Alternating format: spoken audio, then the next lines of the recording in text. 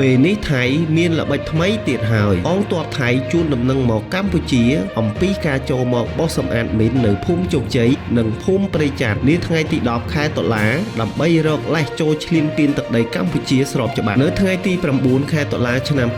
2025យោធាថៃភូមិភាគ1បានផ្ញើលិខិតបន្ទាន់មួយច្បាប់មកកាន់មេបញ្ជាការកងពលធំថ្មើរជើងលេខ51របស់កម្ពុជាស្ដីពីការបោះសម្អាតមីននិងគ្រាប់យុទ្ធភ័ណ្ឌមិនទាន់ផ្ទុះនៅភូមិជោគជ័យនិងភូមិព្រៃច័ន្ទនៅថ្ងៃទី10 ខែតុលាដោយសំអាងតាមកិច្ចព្រមព្រៀងក្នុងកិច្ចប្រជុំគណៈកម្មាធិការព្រំដែនកម្ពុជាកាលពីថ្ងៃទី1 ខែកញ្ញានៅខេត្តកោះកុងនេះបើតាមការចុះផ្សាយដោយកាសែត The Nation នាថ្ងៃទី9 ខែតុលាកាសែតថៃខាងលើបានអះអាងថាជំនួបរវាងមន្ត្រីកម្ពុជាថៃបានបញ្ចប់ដោយកិច្ចព្រមព្រៀងសហប្រតិបត្តិការលើកិច្ចខិតខំប្រឹងប្រែងបោះសម្អាតមានមនុស្សធម៌ក្នុងគោលបំណងគាំទ្រដល់ការអភិវឌ្ឍសេដ្ឋកិច្ចនិងសង្គមនិងធានាសុវត្ថិភាពនៃជីវិតរបស់ជនស៊ីវិលហើយប្រតិបត្តិការនេះស្របតាមរបៀបវិរៈដែលបានអនុវត្តក្នុងកិច្ចប្រជុំ GBC ដោយធានាបាននូវសុវត្ថិភាពរបស់ប្រជាជនក្នុងតំបន់ទន្ទឹមគ្នានេះកងកម្លាំងពិសេសភូមិភាគបូព៌ារបស់ថៃបានបញ្ជាក់ថាប្រតិបត្តិការកម្ចាត់មីននឹងធ្វើឡើងនៅភូមិជោគជ័យហើយហៅ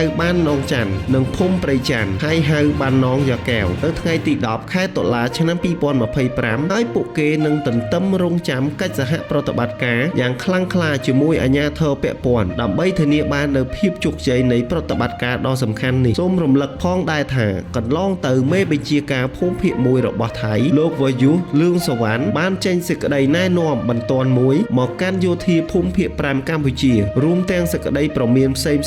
ស្នើឲ្យរៀបចំផែនការជម្លៀសជនស៊ីវិលចេញពីភូមិជោគជ័យនិងភូមិព្រៃច័ន្ទដោយទុកពេលត្រឹមថ្ងៃទី10 ខែតុលាបច្ចុប្បន្នថៃបានបដូរមកលេងស្នៀតសុំចូលមកដោះមីនលើដីភូមិឋានពលរដ្ឋខ្មែរដែលបានរស់នៅរាប់ទសវត្សរ៍ទៅហើយដែលជារឿងគួរឲ្យអស់សំណើចបំផុតទោះជាយ៉ាងណាគេនៅមិនទាន់ឃើញមានប្រតិកម្មឆ្លើយតបពីភាគីកម្ពុជាវិញនៅឡើយគិតត្រឹមម៉ោងចេញផ្សាយនេះដូច្នេះយើងទន្ទឹងរង់ចាំមើលថាតើល្បែងពិនភ្នែករបស់យោធាថៃភូមិភាគ1មានប្រសិទ្ធភាពដែរឬទេ